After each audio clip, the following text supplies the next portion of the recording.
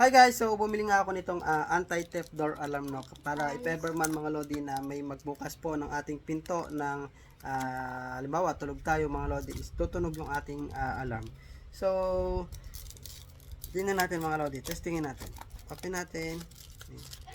Sabik na sabik yung ating anak kasi akala niya laruan.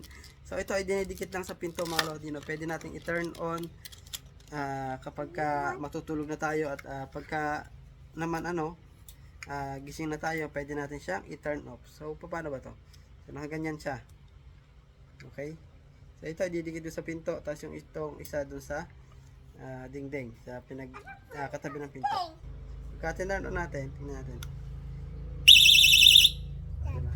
Pag nakiwalay siya, tunog siya. I-off na lang ulit natin. Wala na. Okay, so ikabit na natin itong mga loading. So ayan, dito natin siya didikit mga loading. Meron na pala siyang pandikit. Pandikit ba to? Double-sided tape. Double-sided tape na pala siya. Ididikit na lang pala natin siya mga loading. Ilagay lang natin. Ayun na, tingnan mo na ginagawa ni Daddy. Didikit lang natin siya dito ng paganyan. Yan. Okay? And then, itong kabilang part, kailangan magkapantay yung arrow ha. Ayan. Meron siyang arrow. Ayan. On natin. Ayan. Off. Ayan. Naka-off pa siya mga lodi. Pagka in-open mo siya, hindi siya tutunog. Pero, pag tinan on natin siya, ayan. Tinan natin pag so, yun. Ganun. Napakalakas. Napakalakas yung mga lodi. No? Pero syempre, sa gabi lang natin itong on. I-turn off natin siya.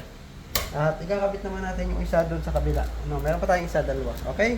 Ngayon mga lodi, no, napaganda nito mga lodi, if ever man na tayo matutulog. Kapag kami nag-attempt magbukas ng ating pinto, talagang tutunog yung alarm at magigising tayo mga lodi. Okay?